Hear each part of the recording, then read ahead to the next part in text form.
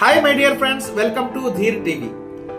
సాధారణంగా చాలా మంది తమ భావోద్వేగాలను ఇతరులతో పంచుకోవాలి అని అనుకుంటూ ఉంటారు. అలా పంచుకోవడంతో వారు రిలాక్స్ ఫీల్ అవుతారు. అది ఒక మంచి అలవాటే, కానీ ప్రతిసారి కాదు. ఇతరులతో బాధ పంచుకోవడం వల్ల బాధ తగ్గడం పక్కన పెడితే కొన్నిసార్లు ఆ బాధ మరింత అధికమవడానికి కారణమవుతుంది. మిమ్మల్ని అర్థం చేసుకునే వ్యక్తి ముందర మాత్రమే మీ భావోద్వేగాలను వ్యక్తపరచగలరు. అంటే ఆ సదరు వ్యక్తిపై మీకు ట్రస్ట్ ఉండాలి, ఆ వ్యక్తికి మీరంటే గౌరవం ఉండాలి. అప్పుడు మాత్రమే దాని ఫలితం పాజిటివ్ గా వస్తుంది. లేకపోతే వ్యతిరేక పరిణామాలు తాండవించి మీ బాధ మరింత పెరిగే అవకాశం ఉంది. దీనికి గాను మనస్తత్వ శాస్త్రవేత్తలు ఒక మంచి నివారణ శోధించారు. అదేమిటంటే ఒక పెన్.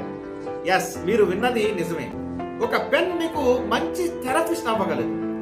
మీ భావోద్వేగాలను గనక ఒక పేపర్ పై రాసి వ్యక్తపరిచినట్లయితే మీకు అదే ఫీలింగ్ కలుగుతుంది, ఏ విధంగానైతే ఇతరులతో మీ బాధను షేర్ చేసుకుంటే కలుగుతుందో. ఈ పద్ధతి వల్ల మీకు ట్రస్ట్ ఇష్యూస్ కూడా ఉండవు. So my dear friends, follow this technique in your life and avoid sharing your feelings and emotions with others. Thank you. Jai Hind.